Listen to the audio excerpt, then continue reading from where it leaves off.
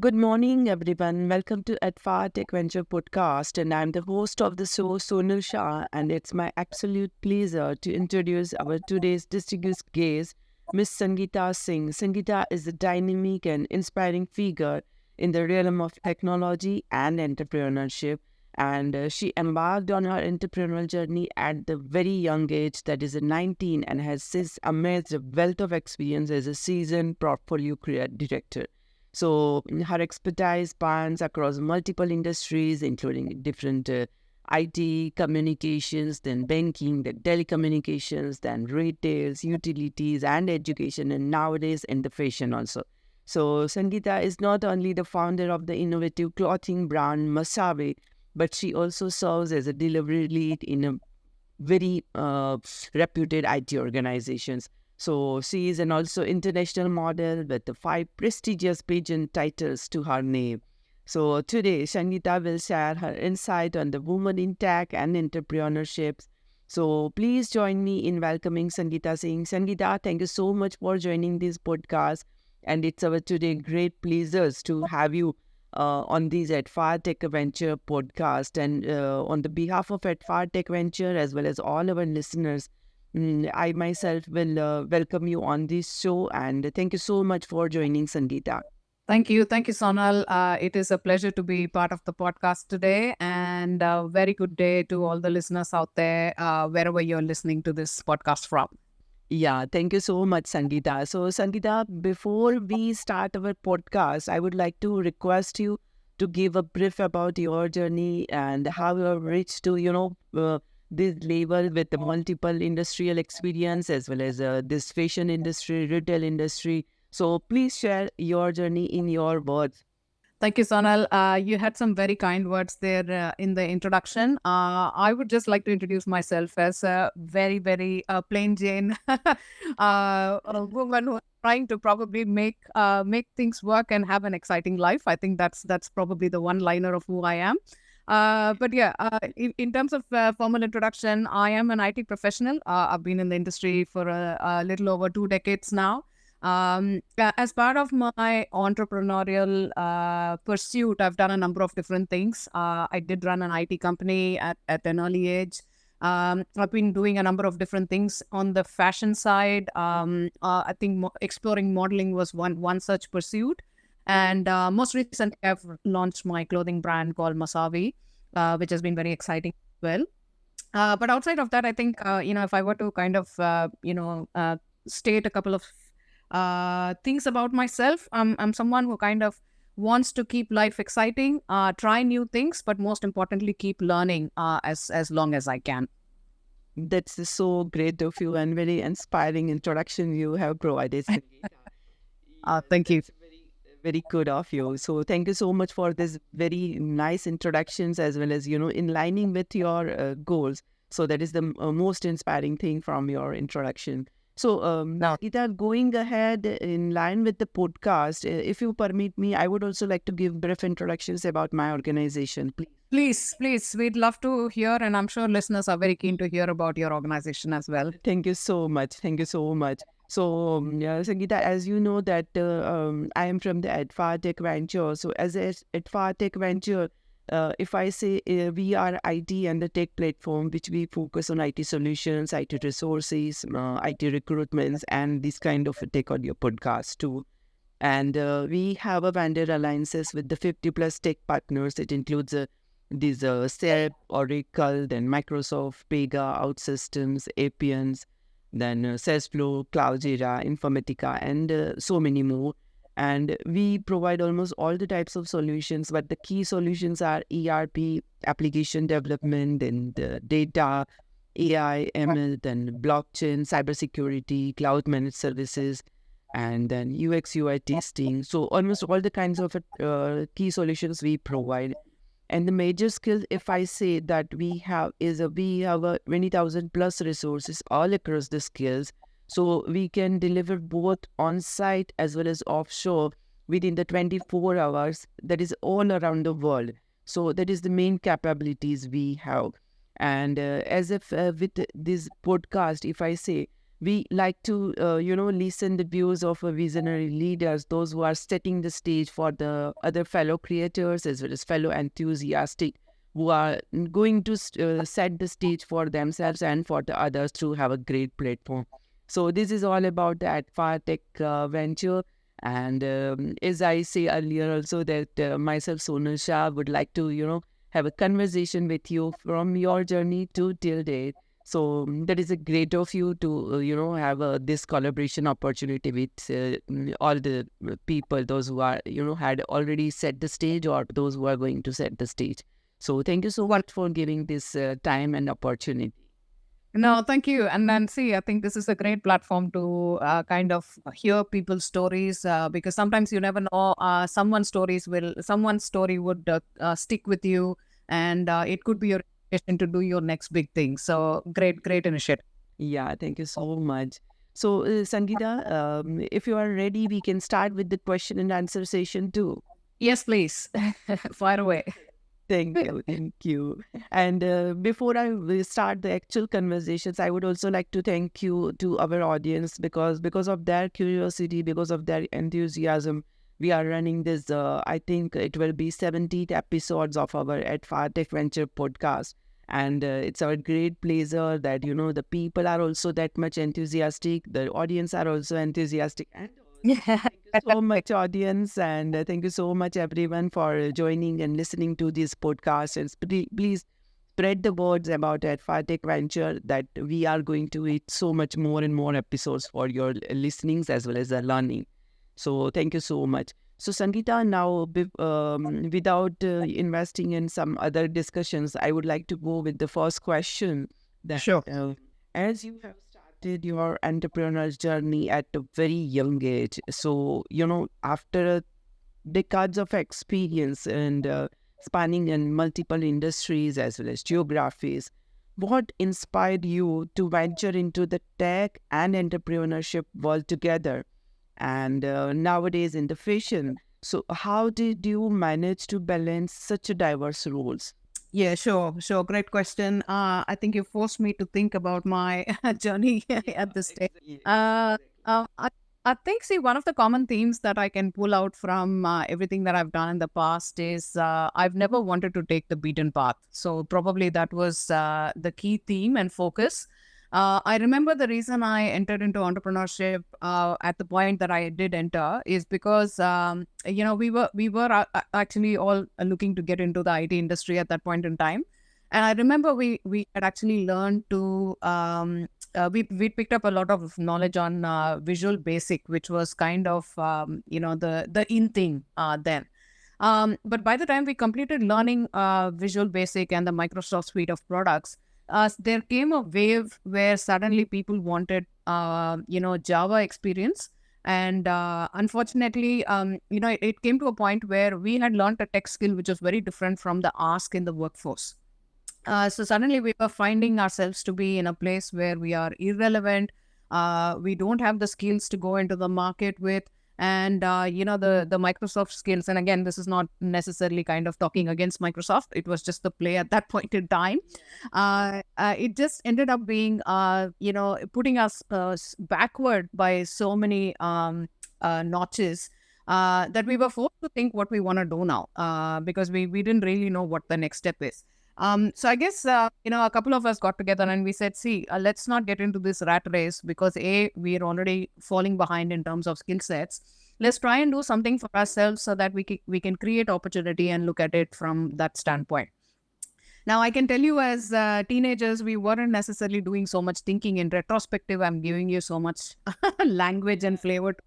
But at that point in time, I almost thought it was a very impulsive decision to go and say that, no, we will not line up for jobs, but we will go and, do something of our own.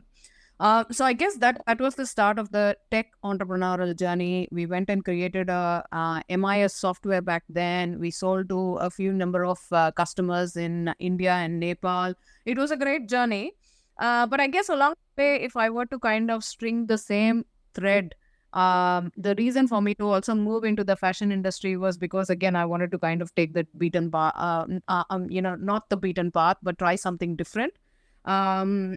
there was a point in my career where, work had become very, very mundane and boring. And I did not connect to a day job anymore. I wanted more out of it, but I did not get what I wanted. So I said, oh, you know what, let me go and try my hand at something. And it was I was not suited to be a model. I'll be very honest, because I was married with a 2.5-year-old son. You know how the Indian fashion industry works. They're looking for young people. So I was absolutely not suited, and I got rejected many number of times. But the reality was, I found interest in it because it was a new field. I wanted to learn how this whole industry works. I wanted to pick up the skills, and so, small bits and pieces and persistence led me to keeping it at bay, and ensuring that, or rather keeping it in focus and ensuring that I can take that along. And I think I'm going to probably draw the same thread to my clothing line as well. There have been a number of different people who have told me that you should have launched your line much earlier, but I really didn't feel that.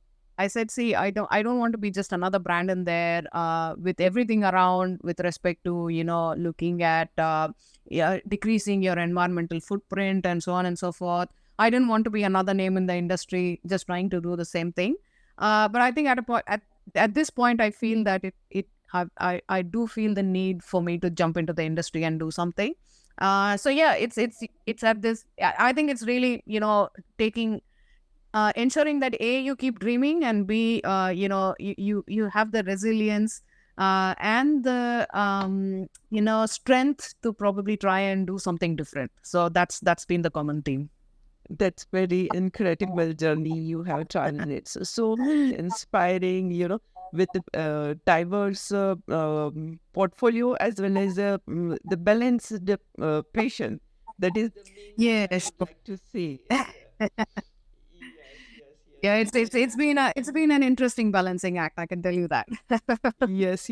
I can see that, and I can feel that also from your voice. So it sounds as a great example for the aspiring entrepreneurs, as well as the people, those who are thinking to change their patients, as well as multiple diverse roles they are going to play. So thank you. Yeah. Yes, wonderful inspirations. So now, Rita, yes, my next question goes to align with your answer only.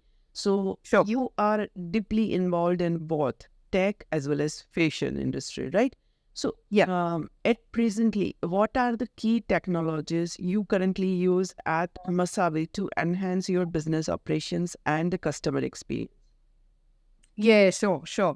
I think, see, in today's date, I think everybody realizes that social media is a great way to promote and market a Yeah. particular brand. I think that's been the biggest learning over the last probably half a decade. And this is obviously through my experiences of having sold software, having sold SaaS products to customers who are non-IT focused entities. For example, I've actually sold IT solutions to people in the transport industry, farming and agriculture industry, where people only, their first go-to is spreadsheets. So in fact, for one of the analysis that we did, we also ended up figuring out that spreadsheets is the biggest competitor for any software because it's easy, it's cheap, those kind of things. But I think, given that obviously being in a SaaS world, it's important to understand that marketing and promotion and campaign management does a lot to the sales of your product. So that has been a biggest takeaway for me from the tech industry that I obviously have brought into my clothing line as well, and my business as well, and so should anybody who's looking to start off your own business. Gone are the days when it is opening a business was something so mammoth and big that you had to think for years and years about investing and doing something. I think things have become a lot more simplified now. The avenues have opened up, the opportunities are there. If you're willing to take the risk and really back yourself, I think that's what I'm going to say for anybody who's wanting to get opportunities for yourself. Back yourself, because you have the skill. You just need to trust yourself as much as sometimes you trust others, and really take the leap of faith and start off something, because I think the pleasure that you get out of owning something of your own is just unparalleled. That's what I feel. And I think it's important to listen to your inner voice and do what is needed to please your soul. uh, yeah, yeah. So back to your question, I think the key takeaway for me at least has been that looking at ways of marketing which has become a lot more customer focused as opposed to looking at the organization's focus to sell stuff. So that has been a very important learning that I've brought back to my clothing line.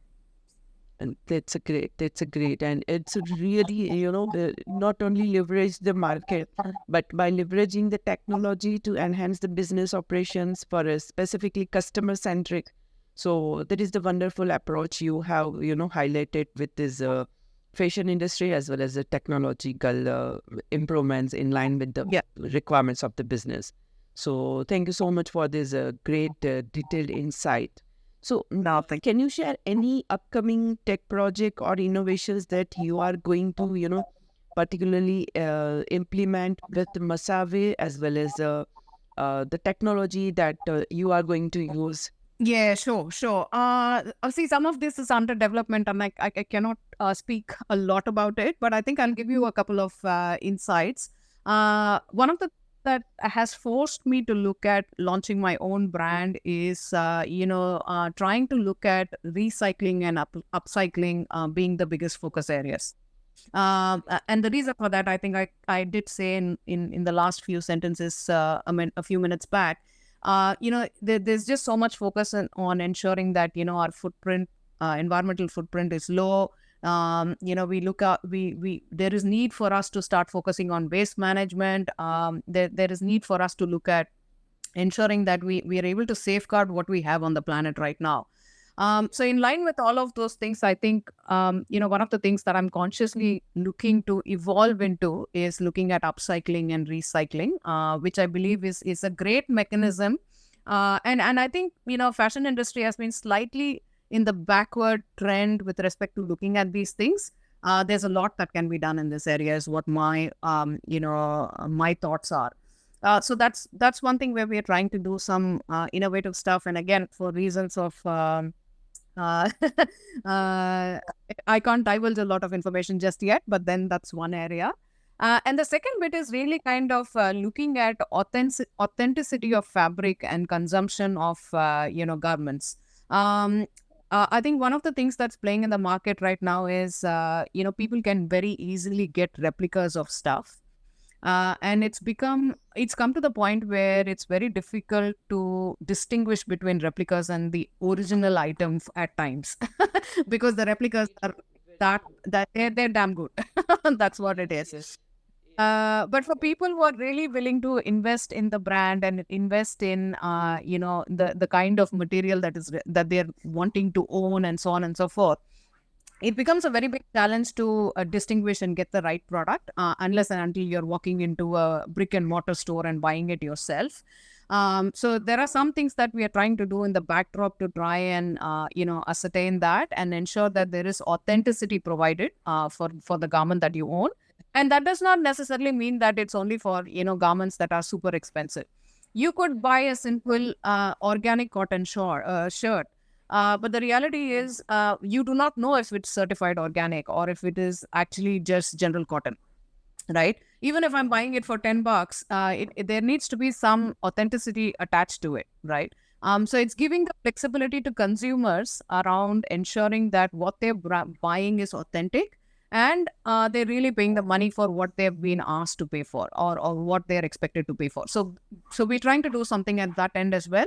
And that will leverage technology in a big way to be able to manage that visibility to the consumer. So that's another piece we're working on. That's a great, and thank you so much for sharing this, exciting future projections for your industry as well as to drive innovations with your, different tactics and techniques to enhance the future of Masave. That's a great to hear about your strategies.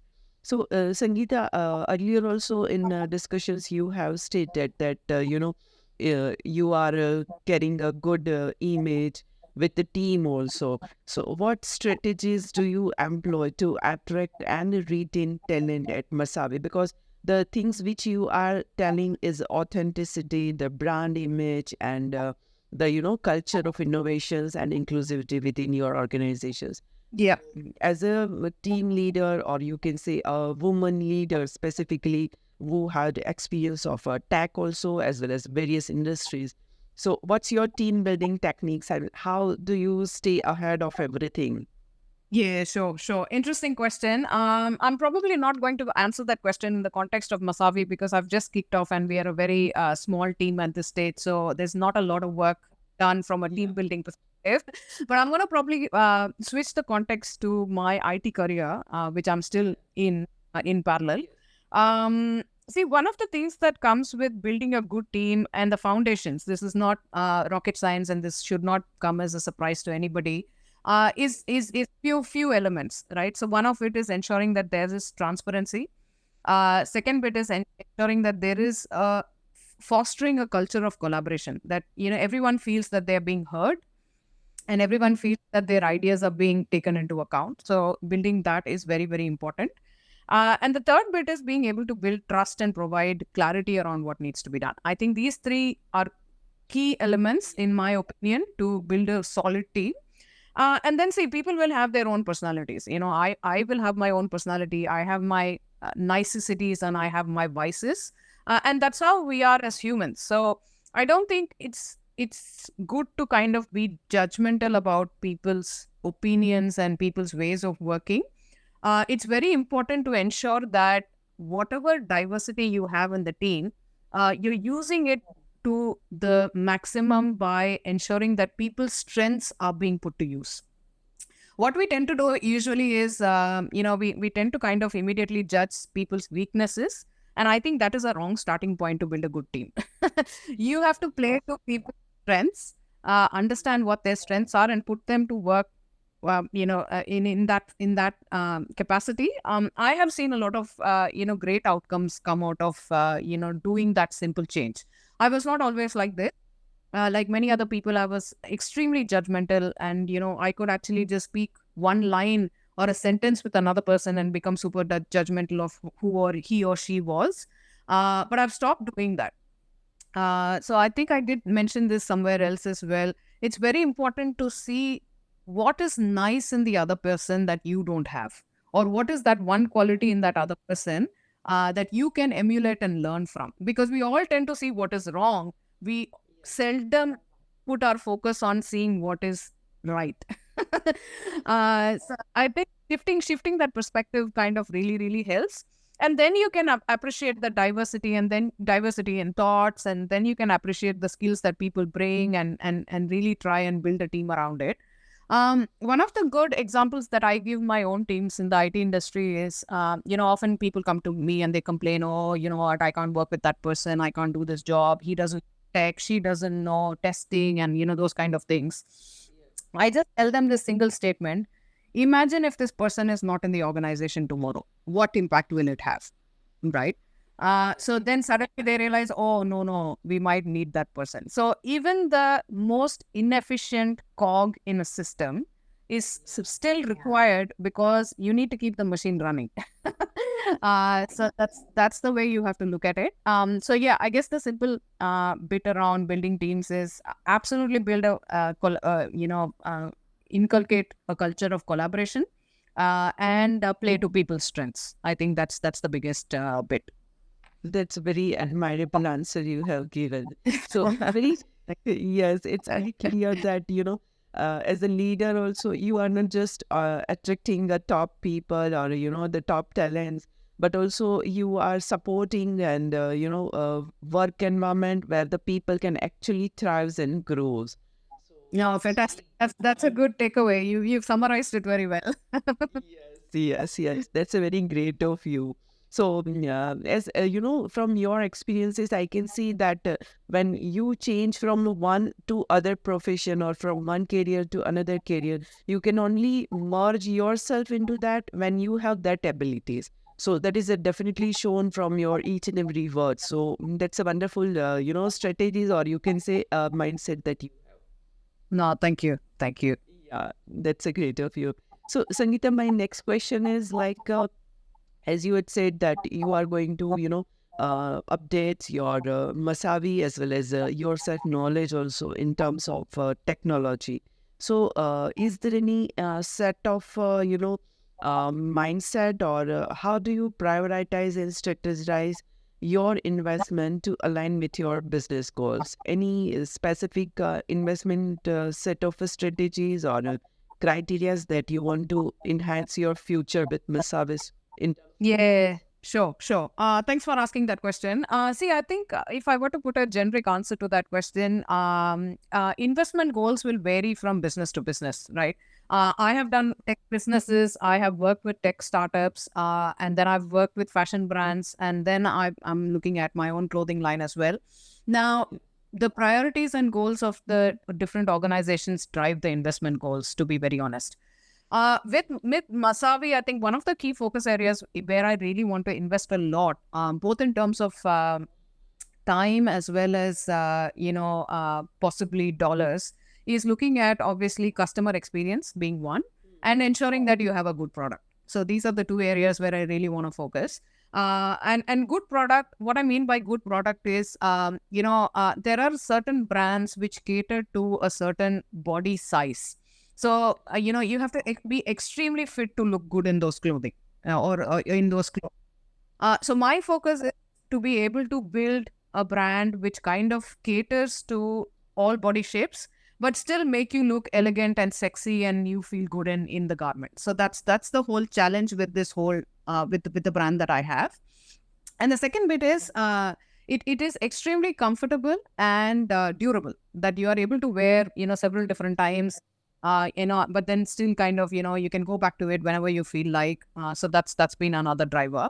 And obviously third aspect, obviously I'm going to add another one there, is to ensure that it's become an Instagram world today. So if you're photographed in one piece of clothing, you don't want to be seen in that again.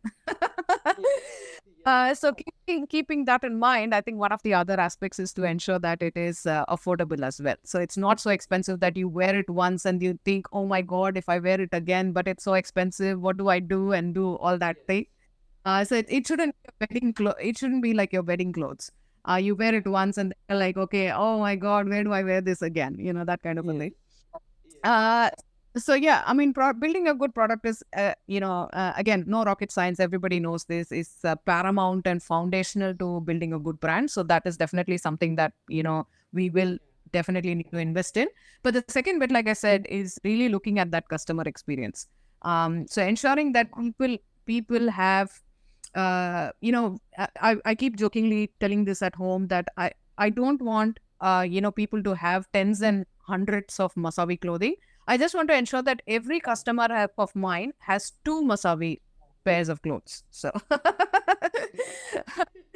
so if I have that, then I'm at a good place. So it's that, and like I said in the beginning, customer experience has become such a big area of focus, not just in the fashion industry. You go into any industry that's kind of become the pivotal force around everything you do. And yeah, this business is no different, given that we're directly interacting with end customers.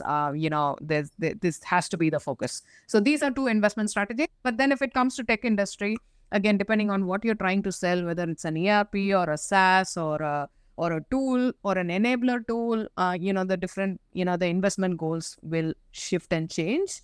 But yeah, I mean, you will always have to keep customer focus, and customer experience will always be one area that you would want to invest in. Yes, true. That's a wonderful and a clear vision you have set for your brand. Yes. It not only really gonna inspire someone, but really push someone to do their own, goals achieve. Yeah, I'm glad you're saying that, and I hope it really does. Yes, it will be. Definitely, it will be. So, thank you so much for outlining your strategies in line with the business growth. So, I'd seen from your bio also that you are also actively involved in STEM mentoring and various charity organizations. So, how do you these activities influence your business practices, and what advice do you have for young women who are aspiring to enter the different space in their own interest?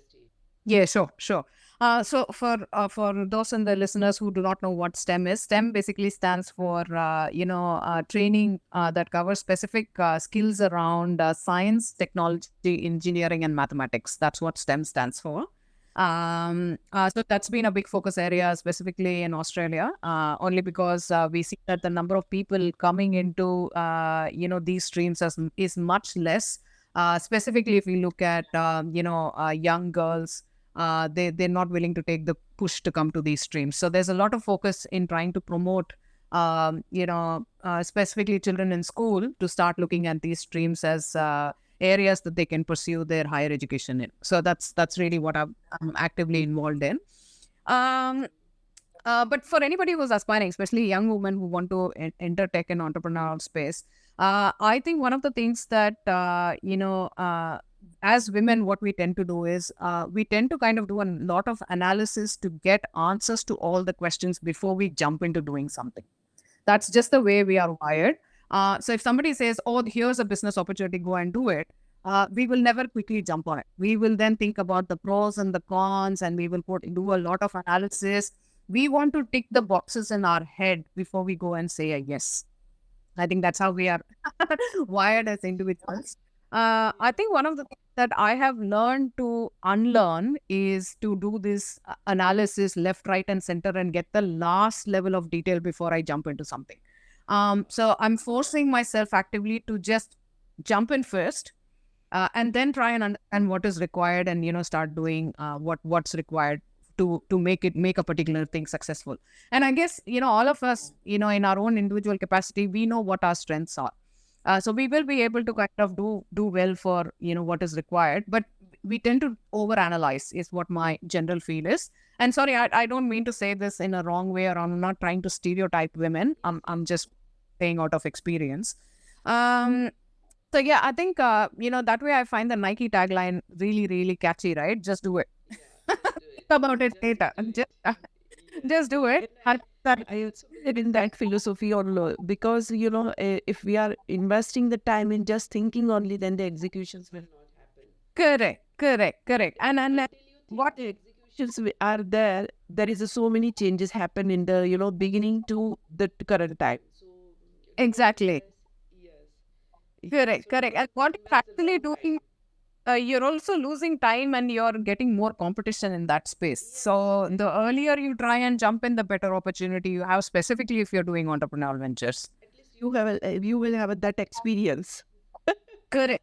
No, 100%. Yeah, correct. And see, there is this term that has been used in agile in the tech industry for a long time: fail fast. It's important to do something and fail fast and learn quickly, as opposed to kind of pushing your learning cycle so far out that you've really lost the opportunity in the field by that time. So absolutely. So yeah, I would say that it's very important to just jump in and start doing stuff, and you will figure out a way. I think like I said, all of us are capable enough to find ways to make it work. But it's important to probably jump in and commit to it. So that's one thing. And the second thing is, I think one of the other bits that I keep telling people is don't treat failure as a failure in life. Any failure in professional life, or any failure that you think is a failure in entrepreneurial businesses, don't worry about it so much. Go and try something else again, right? We all have failed starts. We start something and then we think this will pick up, but it doesn't work. And it's simple things like, oh, you know what, from this year, I'll start going to the gym. It doesn't happen. And then you start in January, and by February, you're like, oh, you know what, I can't do this anymore, right? It's okay. That's how the societal pressures and the professional pressures in the work situation is so much that we will kind of dwindle away from what we need to do. But in such situations, it's important to just persist. So if you've not gone to the gym for like 6 months, don't think that you will not go to the gym forever. Just put in the effort again, go in another time, get another week's worth of training in. And then if you again kind of, fall out for another three months, that's totally fine, but go back again, right? And same example in entrepreneurship as well. Even if you fail, it doesn't matter. Either try and get back to it or try something else. because you never know what will work. But in the fear of things not working, if you don't start, then that is not going to be good for your mental well-being. So I think that's another thing to call out. Full advice, and it definitely gonna inspire many young women to pursue their dreams in the entrepreneurships as well as the journey of a life, so called whatever the professions they are carrying forward. So Yeah. thank you so much for sharing your commitments to community involvement as well as mentorship ahead. So No, Sangeeta, thank you. as such, I do not want to close this episode, but we have. So my last questions for today is: as a successful woman in your industry, what are the unique challenges that you have faced, and how you have overcome them? And also, please let us know what are the proudest achievements so far that make yourself proud that you have done this and you have did this. Yeah, sure, sure. Um, See, I don't know if I can call myself successful woman in the tech industry, but yeah, thanks for the kind words again. But see, unique challenges. I think one of the things that I did face, because I started entrepreneurship so early in my career, and at that point in time in India, running your own business was not a thing. Like, it was not known. People did not know that you could go and do your own business and so on and so forth. So I think one of the challenges that I faced was being young and being an entrepreneur, right? If I had a little bit more gray hair and if I had glasses on and if I looked older, I think I would have got more success. The additional pressure I had was, I'm a young girl, I'm trying to do something different. So people did not take me seriously, right? And that continued for a very long time. Like, even in some of the work environments in the recent past, I'm probably one of the younger ones to be around, in the roles that I have been. And because of that, people tend to think that A, I either do not have the experience, or B, I do not have the capability to manage, and so on and so forth. So it always ends up being a little bit of effort to again win people's trust, and do ensure that people know that you are worth what you're being hired for, right? So that's been the challenge, but then again, I feel that that's a great challenge to have. People have had several other very tough challenges, so I can't complain. And yeah, if I'm looking young, then I don't want anything else, so I'd rather look young and face the challenge. So yeah, that's right. That's right. So that's one of the things. And proudest achievement so far.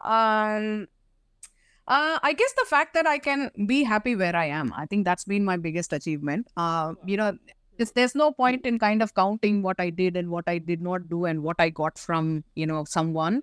The sheer fact that I can just be comfortable in my own skin, be happy where I am, and have a more positive outlook to what I have in what's likely to come down the pipe in future, I think in itself is a big achievement, because this is not something that I've always not been like this.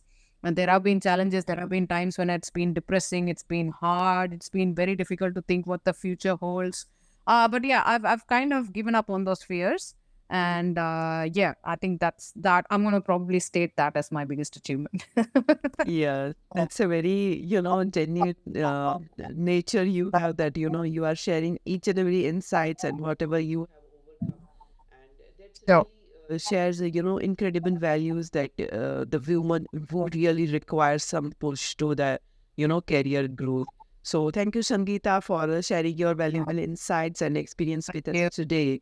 Yes, and your journey and dedications are truly inspiring, and we are also grateful for the wisdom you have imparted.